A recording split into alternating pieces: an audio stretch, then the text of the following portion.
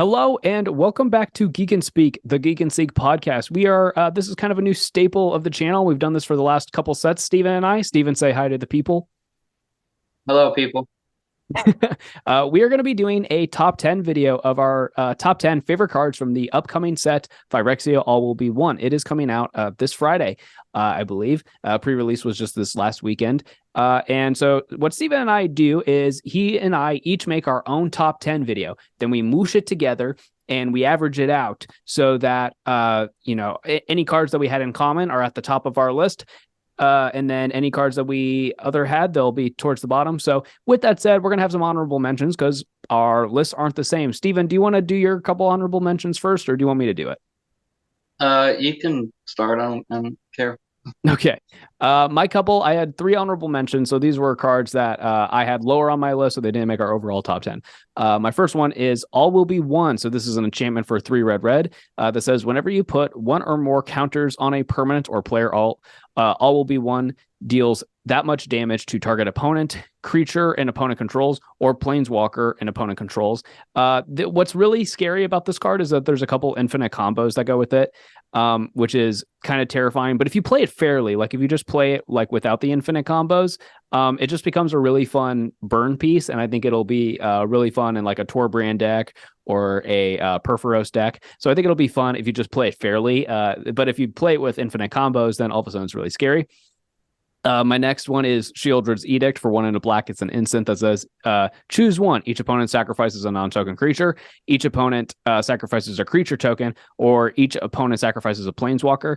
I think that this is mostly going to see standard play. I don't think it's going to see a ton of commander play, but the fact that it's only 2 mana, it's at uncommon, so it's going to be really cheap and affordable, and it's so flexible. I think it's still going to see play in Commander, especially in decks that care about sacrificing stuff. Like I have a Thraxamundar deck. This might end up having to go in there. I think it could be pretty good. So that's a card I'm excited about. And then my last honorable mention is Sword of Forge and Frontier. For 3 mana, it's an equipment with equip 2. Equipped creature gets +2/+2 and has protection from red and green. Whenever equipped creature deals combat damage to a player, exile the top 2 cards of their library. You may play those cards this turn. You may play an additional land this turn. This is maybe one of the best swords. It's at least the best sword in a while, just because it has its ramp and its card advantage, which are like a couple of the main things that you want in Commander. So I think this is probably good enough that's going to see at least some play in Constructed as well. But I think in Commander it's going to be an all-star, and because it's colorless, it's just going to fit in a lot of decks. Fact. All right, and Steven, go ahead and lead us through your couple of honorable mentions before we get to our normal top 10. All right. So one of my honorable mentions is Elvika Enigma Goliath for 3, a red and a blue, 6/6 legendary creature, Phyrexian Nightmare with flying, ward 3 or pay 3 life. Whenever you cast a non-creature spell, create X 1/1 red Phyrexian goblin creature tokens, where X is the mana value of that spell. They gain haste until end of turn. This is just a really fun red creature that it's got flying, so it's got evasion, it has ward, which gives it protection, and you'll just in a good spell slinger deck, you'll just be able to create a bunch of tokens, so that's fun.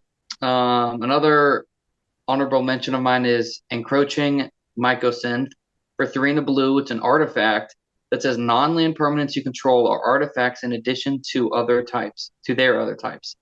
The same is true for permanent spells you control and non-land permanent cards you own that aren't on the battlefield. So, if you have a card that says search your library for an artifact card, well, that's everything in your deck now. That's not a land. So now Well, it's a it's you permanent. tutor for any non-land permanent.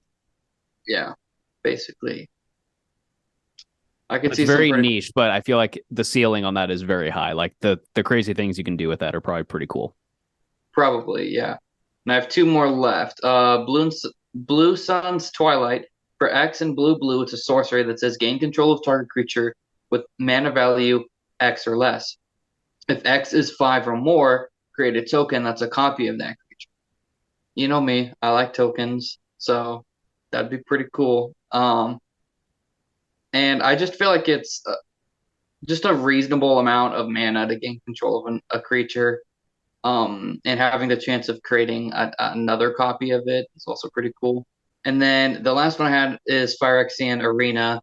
For 1 and 2 black, it's an enchantment that says at the beginning of your upkeep, you may draw a card and lose life, Yeah, and which is that's been like that's like not a new card.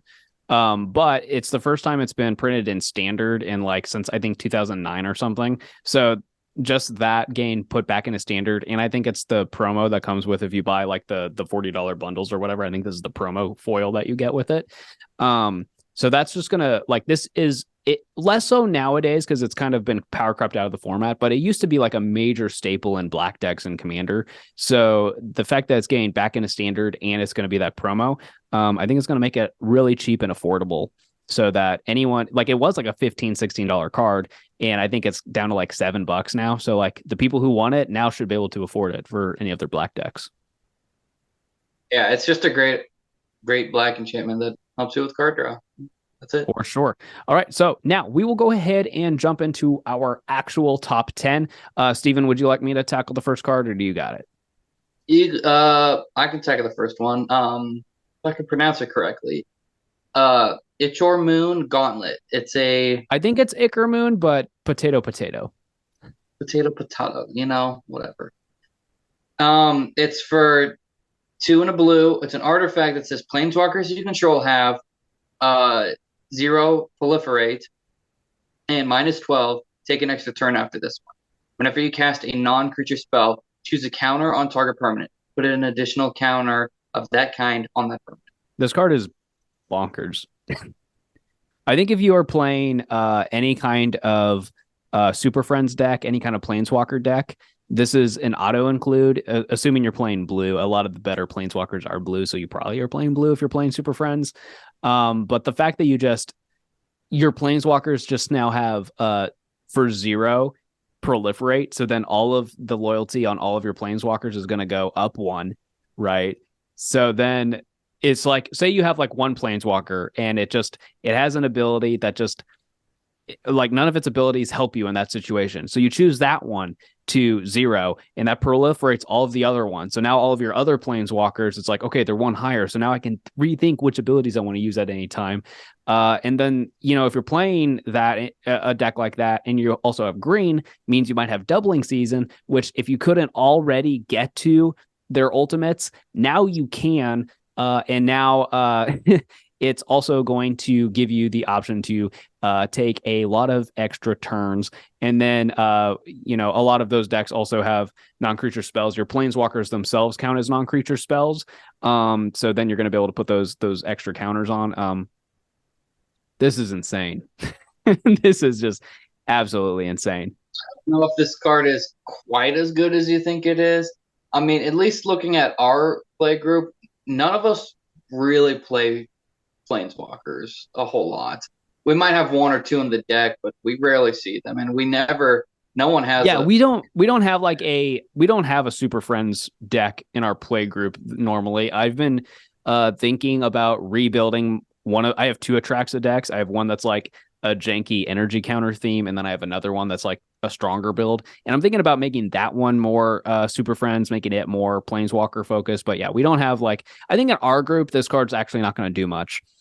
But I don't know. I think if you in your group have I think if in your play group you have blue Super Friends decks, you should watch out for this card because it is going for $23 right now, which is a lot. But I think this card's going to be in a deck like that. This becomes one of the best cards in the deck. Yeah, sure. All right, so this next one is one that Steven's really excited about. This is Zopandrel Hunger Dominus for 5 green. It's a legendary Phyrexian horror. 4/6 with reach. At the beginning of each combat, double the power and toughness of each creature you control until end of turn. And then you can pay green Phyrexian mana. So with that, you can either pay a green or you can pay 2 life. Sacrifice 2 other creatures, put an indestructible counter on it. So there's a Dominus card in every single color in the set. They're all Phyrexian legendary creatures that have some kind of Phyrexian mana ability that makes them indestructible. And then they all have something that kind of has to do with that color. So we have, I think, one other Dominus card that's in our top 10 that we'll get to later. But Steven specifically, he really likes his big, dumb green creatures. Steven, what's the card that this is referring to? Because it's like an enchantment that's from like Midnight Hunt, right? What's the name of that card? Unnatural Growth, I think is what it's called. For one in 4 green, it simply says, at the beginning of each combat, double the power and toughness of each creature you control until end of turn. So it's that, but a creature, but a decently big creature, and that can sit in your command zone. So you also just have access to it whenever. So if you were going to, you were a bigger fan of this card than I was. So if you were going to play this card, is it just going in the 99 of your green Stompy deck? Is it going to go in your command zone so you have a finisher in your command zone, like a way to end the game? What do you think is like? Maybe this is 2 different questions. 1, how would you play it? And then 2, how do you think like the strongest way to play it is? Personally, I would just put it in the 99 of my mono green Stompy deck, as I think, although I think it's a good card, I don't know. I mean, it's pretty high mana value for a commander, but then again, it is just mono green, so you should be ramping. So in my opinion, I think the strongest way to probably play this is if it was your commander, right? You just play a bunch of creatures like that are smaller so that they have but they have good effects, right? So like Reclamation Sage, for 3 mana, it's just a 2/1, but when it enters the battlefield, blow up an artifact or enchantment. You play cards like that, just low mana, good enter the battlefield effects or good effects that can recur value over the course of the game. And then you just have this commander in your command zone that when it's like, okay, I have enough of these creatures out, you plop it down, and then all those mediocre creatures you have that you already got value off of, now they're good attackers and good blockers. I think that's probably the best way to play it if you played as a commander, but what do you think about that? I mean, sure, or you can just already take your good creatures and double their power and toughness until end of turn. Mm-hmm. I mean, I could see this being good in a lot of green decks and commander, honestly. I could see it be good as a commander, but then you're just restricted to mono green, and I can honestly see it being good in, I mean, really any commander deck that has green. If you just so what do you think is better, that enchantment from Midnight Hunt or this, or do you think it depends on the deck? I think it mostly depends on the deck. I think Unnatural Growth is a little bit trickier though because it has a lot more green blips for the mana value. So it's a little harder to cast. It is, and it is also just the enchantment side of it. For 2 extra mana total, you'd be able to cast Sopandrel. So how much do you I think it depends on the Dominus card, but on this one specifically, how important do you think it is to make it indestructible, and how easy do you think it is to make it indestructible in an average deck? The average deck, probably not too difficult to do it. But also I can't say it's super important making it indestructible unless it is your commander. That's probably the main thing. Or if you're just creating a bunch of, like if you have like a token deck, you're just creating a bunch of tokens and you're like, well, I'll just sacrifice 2 little tokens or whatever. Well, I think it's cool. I could see it either going in the 99 of a green Stompy deck, or it could be a pretty decent commander. So yeah, pretty cool. Steven, why don't you go ahead and run us through the next card on the list?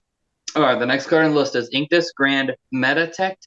For 1 and 2 blue, it's 2/4 legendary artifact creature, Phyrexian Vidalkin. I'm saying that right? Yeah.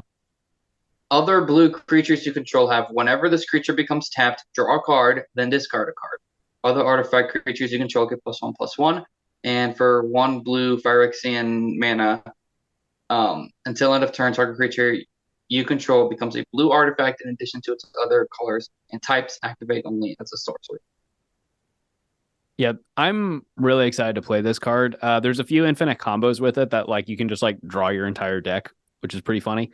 And then there's a few ways that like if you have no cards left, you just win. Like there's Thassa's Oracle, there's that Jace from War of the Spark, there's Laboratory Maniac. So there's ways to win that if you run out of cards, you just win.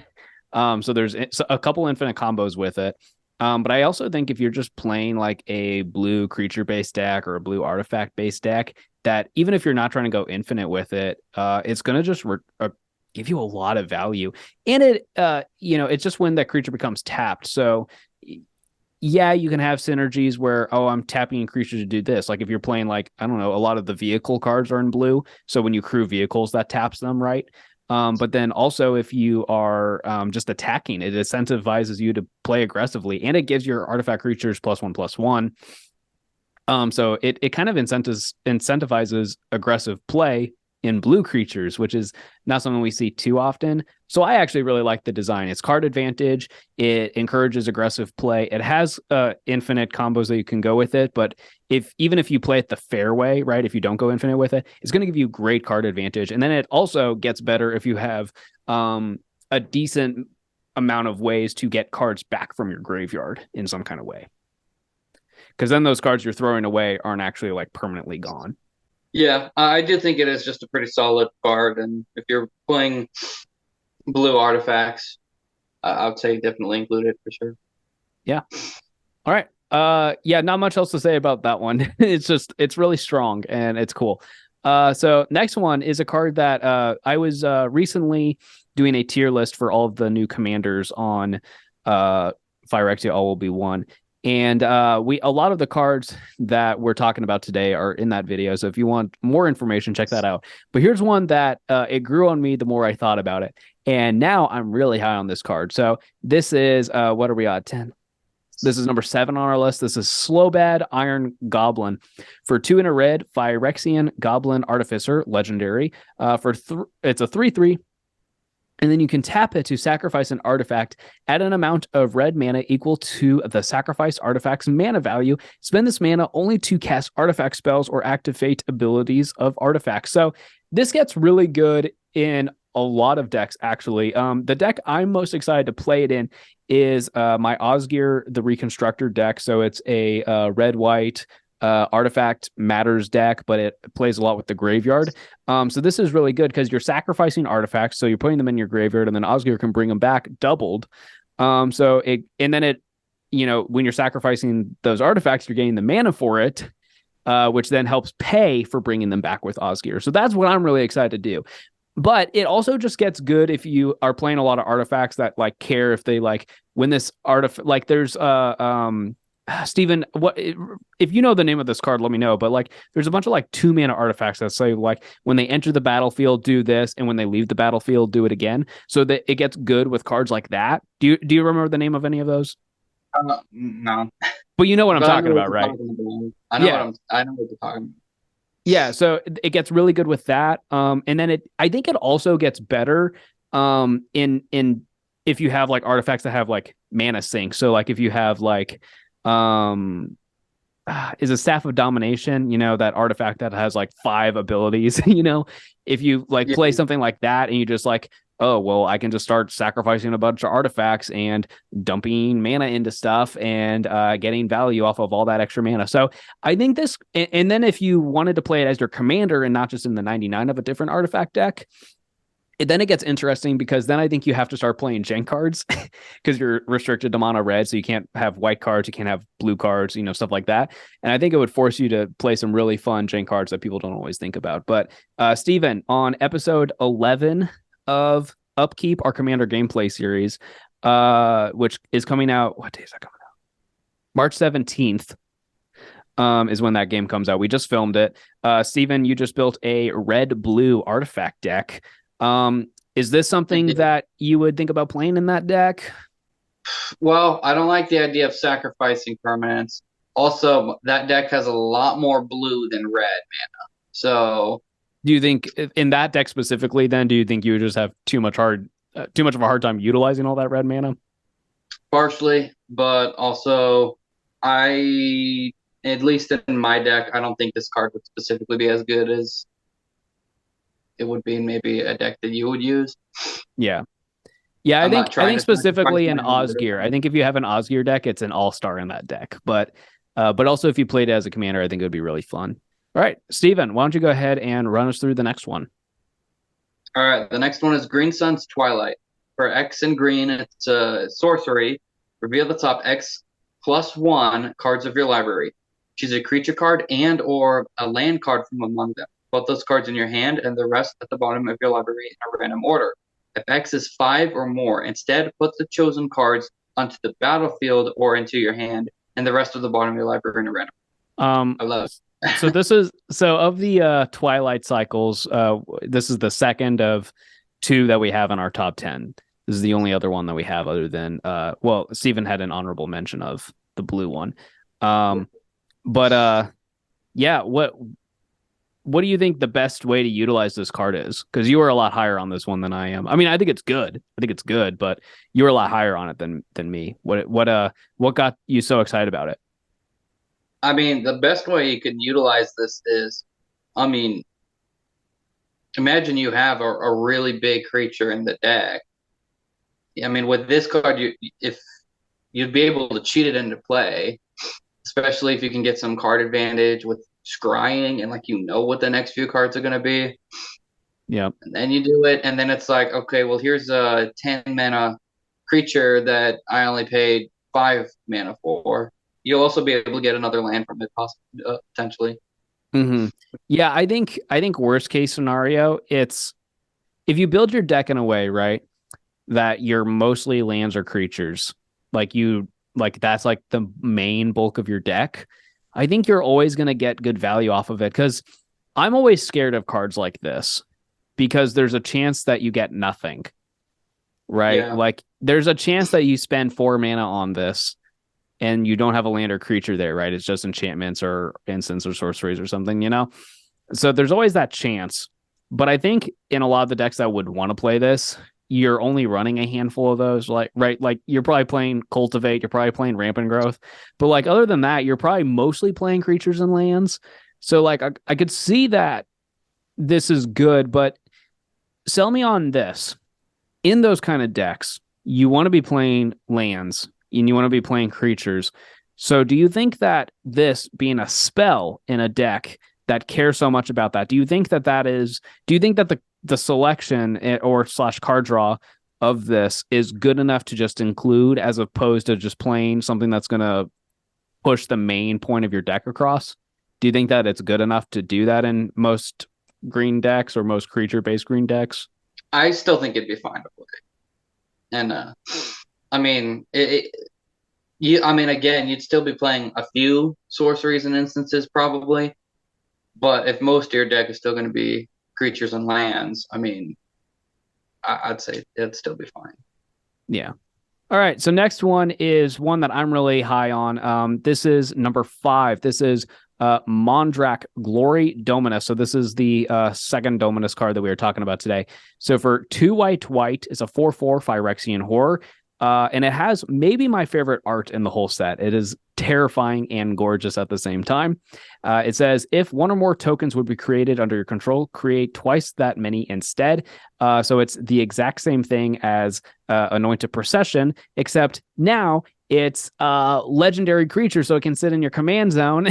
And it also is a for 1 and white Phyrexian. You can sacrifice 2 other artifacts and or creatures, put an indestructible counter on it. So I think this is the easiest of the Dominus cards to make indestructible because a lot of the artifacts or a lot of the tokens you're making are either creatures or artifacts. So it's like, yeah, I'll pay 1 mana and 4 life to sack 2 of those puny tokens that don't matter to make this indestructible. I mean, this is power creep at its finest, right? Anointed Procession. If you were playing a white deck that plays tokens, you were playing Anointed Procession, which is a $20 card.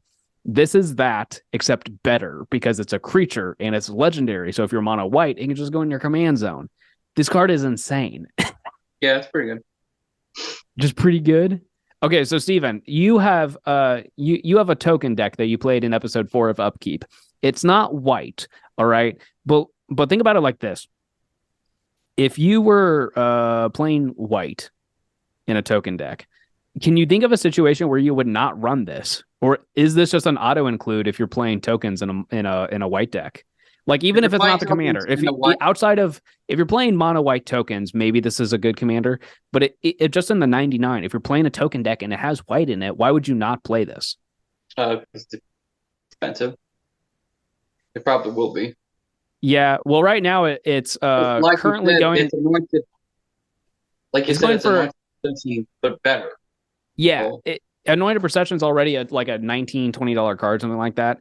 And this is just that, but better. Currently, it's going for $33. But that's still the pre-order price, and I hope that it goes down because the only few of these that are floating around right now are the ones from pre-releases. So when the set actually comes out this Friday, and then it's been a couple weeks, and people are opening packs, I'm hoping it goes down in price because I have 2 or 3 decks that I would want to put this in. But yeah, it's just that's all.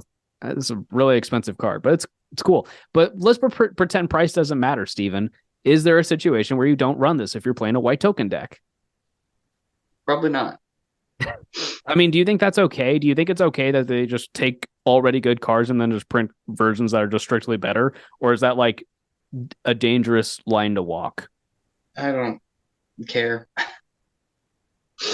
Power creep is okay according to Steven. You heard it first. I still don't think like as long as you don't make it broken, and then yeah, I think it's fine. All right, we are moving to number 4 on our list. Steven, go ahead and take this away. I know you were really excited about this one. Yeah, it's because it's fantastic.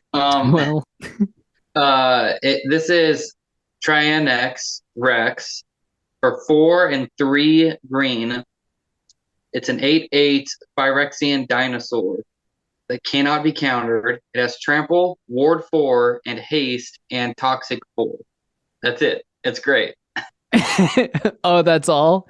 It only has like 5 abilities? Yeah. Okay, so I think about this card in 2 different ways. And I know that you and I have had this discussion, but let's have it in front of the people so they can hear our thoughts on this. So I have 2 ways of thinking about this card. One is I play a lot of standard.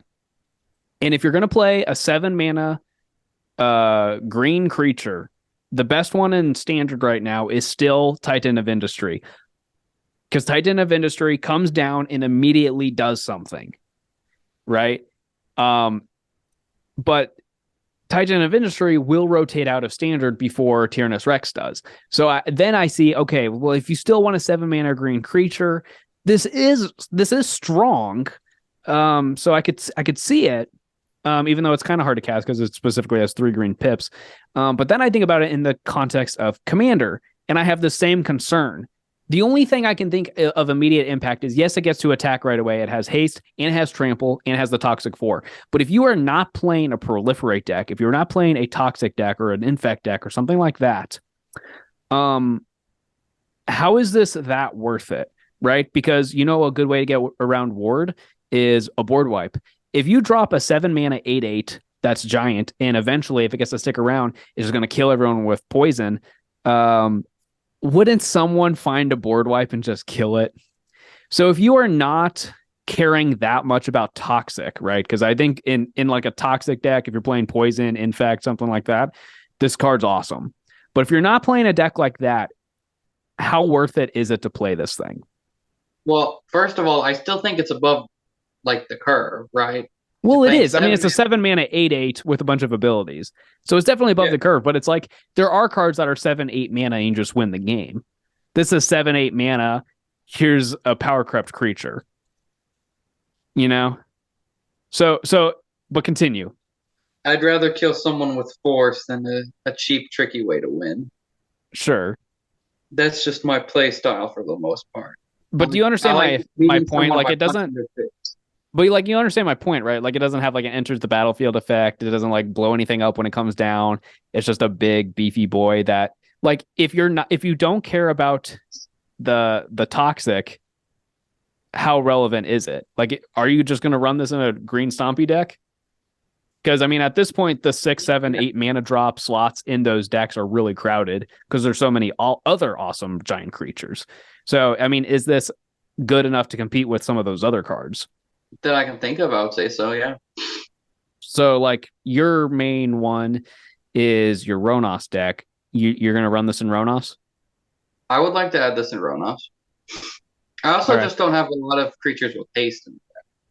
Yeah, that's true. I mean, the haste does matter. That is good. I mean, that's just proof that green does it all. Like haste is supposed to be something for green or for red, and green just gets everything. It steals card draw, it blows stuff up, it has haste. It does it all. Green just does it all now. Doesn't have counter spells. Or Not really. There is this weird like enchantment lock that you can do in a green thing that I saw one time that it kind of works as like a counterspell, but it's really complicated. So I will agree with you that this card has a cool factor. It is cool. Like the art is cool. A Phyrexian dinosaur. That's that's pretty cool.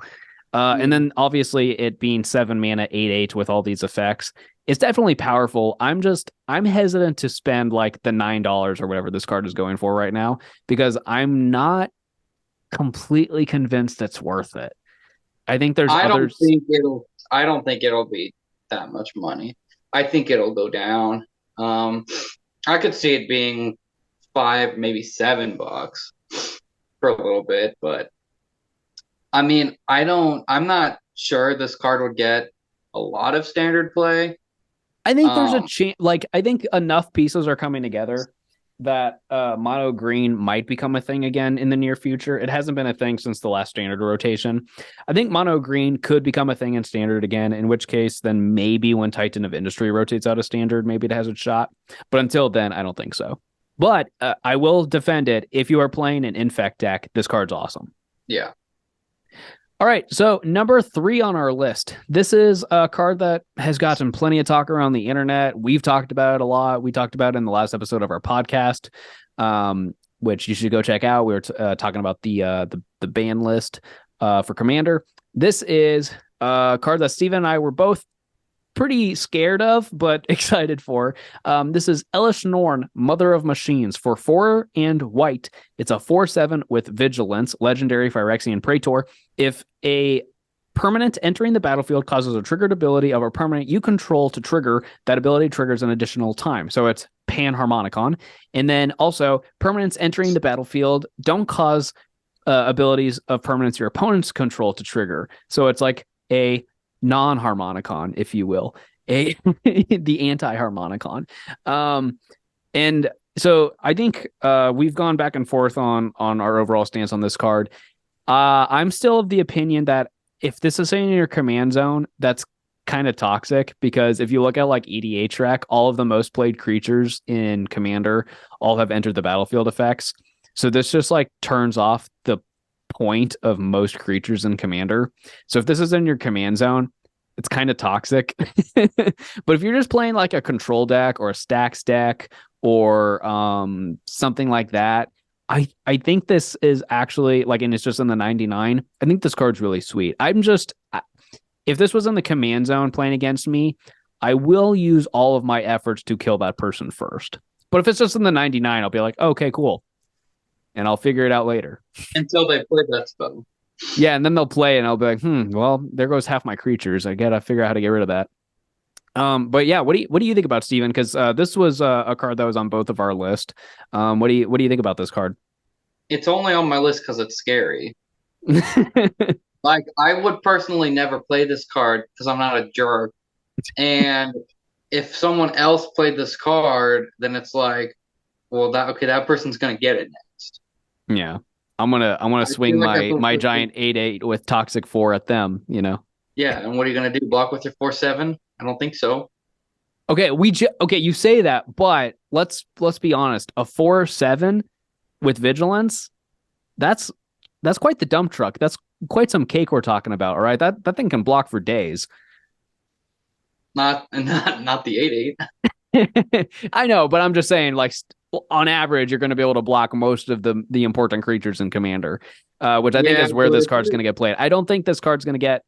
Dude, this is still going for, like, pre-order. It's still going for, like, over $40, which is insane to me because maybe I'm wrong. Maybe I'm thinking about something else, but like I think this card is just going to be okay in standard. I don't think it's going to get played in any constructed set outside of standard. And even then, it's like, yeah, it's going to be good in commander, but like, $40. It's for a card that they're already talking about banning, like Sheldon, who runs the advisory for Commander, the Commander advisory group. He's already saying, hey, for the first half of 2023, we're going to be keeping an eye on this card because we might want to ban it. So that I don't want to spend $40 on a card that might get banned. Yeah, I mean, but I do think that this card is mainly only scary in Commander. Yeah. I don't think it'd be too bad in any of the other formats, but Commander especially, it's like most of the creatures you're going to be playing have ETB effects, so it's like. So do you agree with me though that like if it's just in the 99, it's not as much of a feel bad because then there's like a chance that they don't get it or I mean, and it doesn't protect itself, right? It doesn't have hexproof, it doesn't have ward, it's not indestructible, so it's not like you can't get rid of it. Yeah. It's hard to kill it in combat because it has 7 toughness, but like it dies to removal pretty okay. So I mean, do you think it's just extremely annoying? Yeah, it is very annoying, but I won't say the card's fair, but I don't think it's as bad as some people say it is. Yeah, don't be that person who builds a whole commander deck with this as the commander. That's not okay. That is toxic. But if you're playing an Enter the Battlefield's Matter deck or a Stacks deck or control deck, I won't be that mad at you if it's in the 99. But Steven, why don't you go ahead and read us through number 2 on our list? Number 2 on our list is Glissa Sunslayer. For 1, a black and a green, it is a 3/3 legendary creature, Phyrexian zombie elf with first strike and death touch.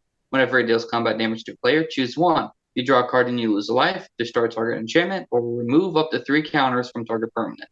I love this card. This is strong. It does a lot, and for not that much mana. Yeah, people aren't going to want to block, especially you get this out early game. People aren't going to want to block it because it has death touch and first strike, and so you'll probably early game you'll be able to deal combat damage pretty early. Yeah, you'll be getting card draw. You can destroy any enchantments that might be on the battlefield at the time. I think the first strike plus death touch is what sells it for me. Because originally when I was thinking about this card, I was thinking like, okay, but how often is actually going to deal damage? Like, yes, all of these abilities are nice. Because also keep in mind, you can use remove those counters. I think the remove 3 counters is probably the worst ability on it. But you can even use that to kill planeswalkers. So you could even just do that.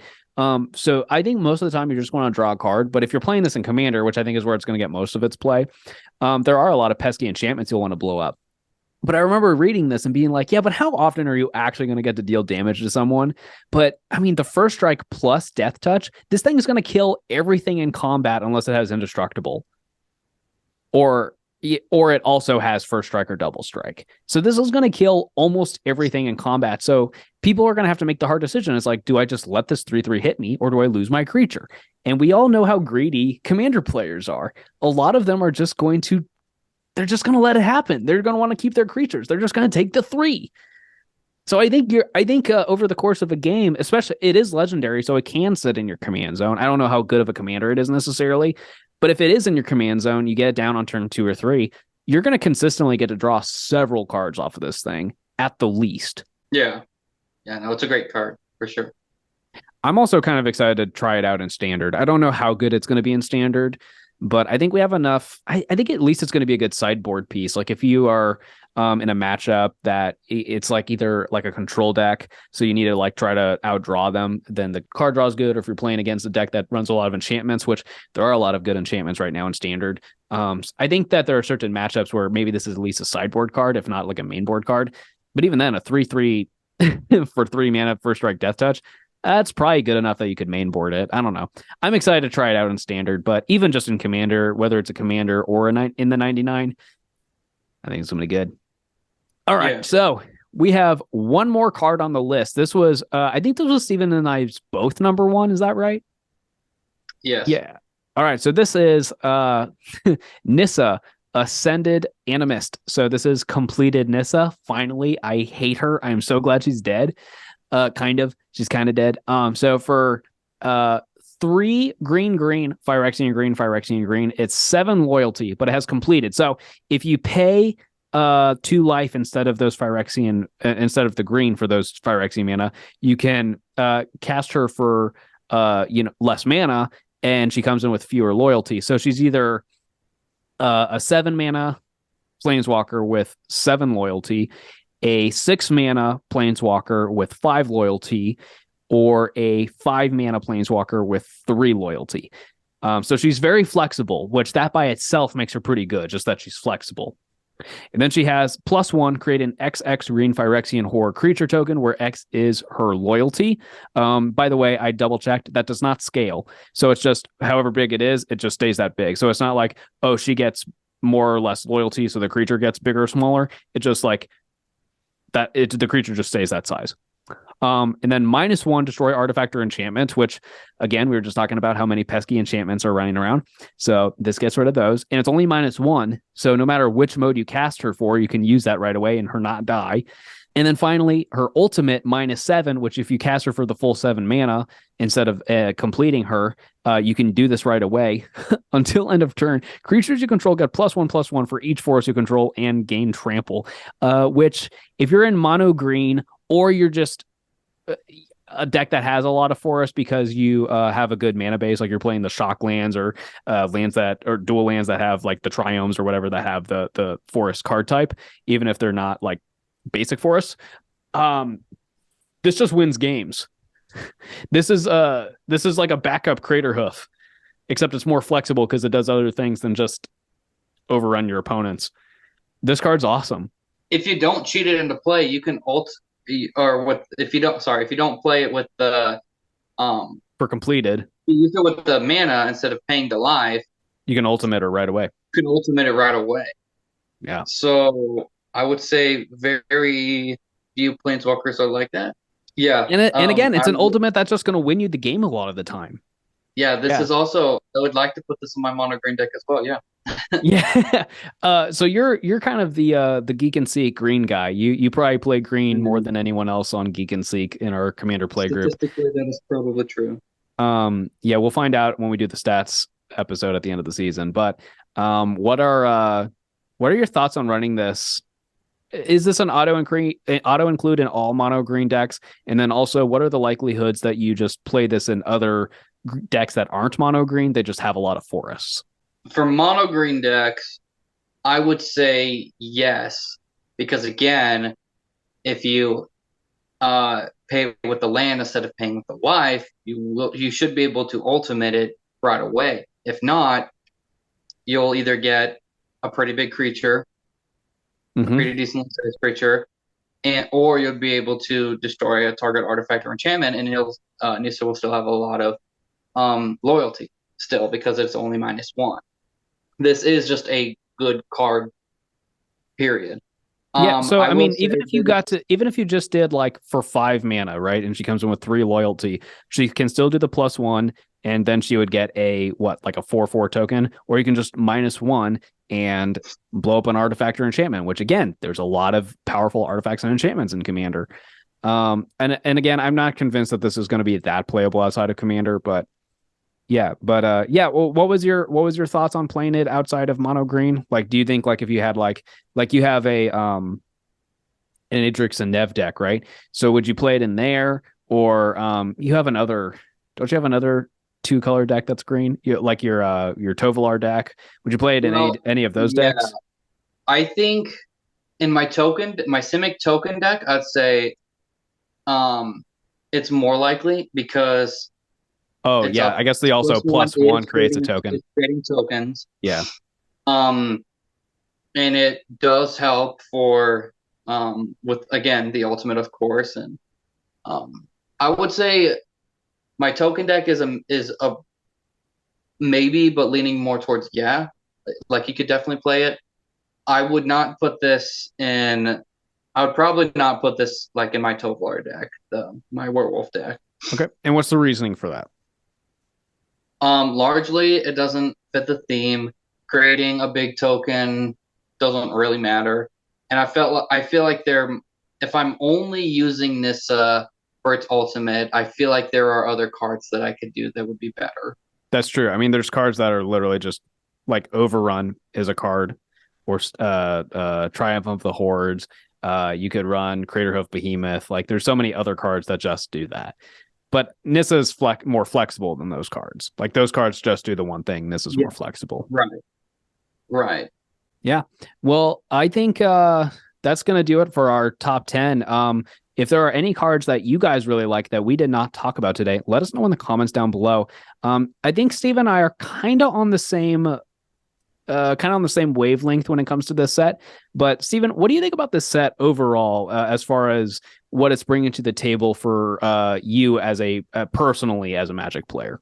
I think the power level is really good in this set, really pretty high. I think, I mean, as you can tell, a lot of the cards I had chosen were green, and I think that this will. I think it'd be cool if we saw more green in standard, but also just as green being my favorite color in general, I think there's just a lot of good stuff for the set. But interesting that we're getting more toxic back. I'm not crazy about the oil counters. None of us had a card that had oil counters, but I'm not crazy about it. Yeah, I'm I happy don't think that that I don't think that does much. I think it'll be a cool thing to do in like limited or something. But yeah, I don't think it's going to be groundbreaking or anything, but there's just a lot of cool stuff. The Phyrexia are really creepy, and yeah, it's almost every interesting. creature in this set is a Phyrexian, which I think is really cool. And there's 10 planeswalkers in this set, and half of them are completed, which is also kind of cool. I like the completed planeswalkers because I like the flexibility. I like that you can cast them for less mana if you need one of their other abilities right away. But then if you do pay more mana for them and not the life, then you can do these really big giant abilities right away, like with Nissa. Right. I agree with you. So I actually don't. There's nothing. I talked about this when I did the commander tier list for this set. There's nothing like shooting out at me that like I have to build around this. But there are a handful of cards here and there that I'm really excited to jot into already existing decks that I have. There's a handful of cards that I'm really excited to play with. A lot of the cards that we talked about today, I'm going to try putting in some of my decks.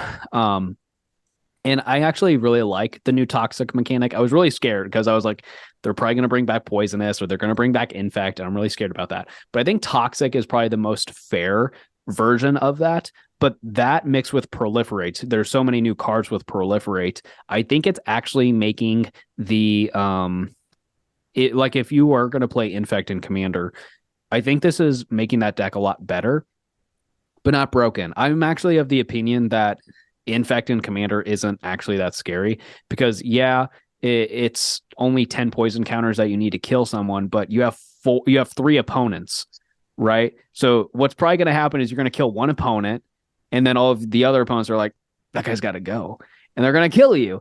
Which I also like the new completed mechanic. So it's like if an opponent has three or more poison counters, get this effect. So now it's like, well, now I'm encouraged to do the completed thing. So now I'm going to hit you for a little bit and you for a little bit and you for a little bit.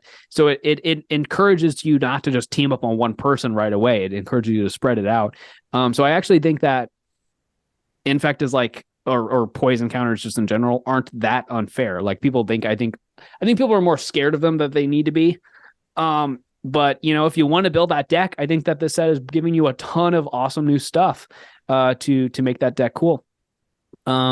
Steven, are you glad that Jace is dead? I don't care about Jace, so sure. No one cares about Jace. Jace sucks.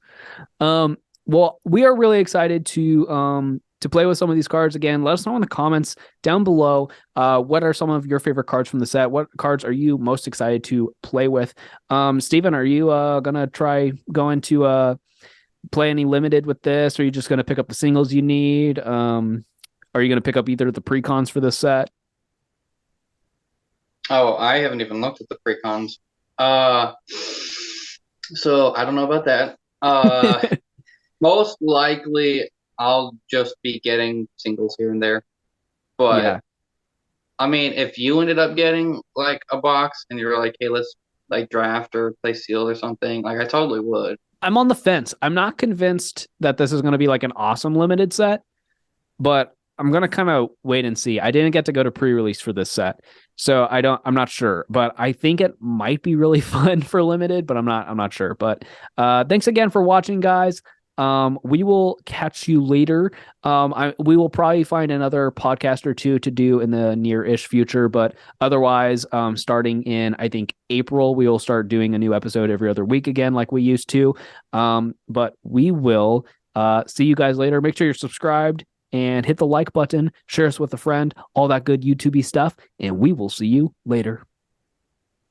Okay, bye.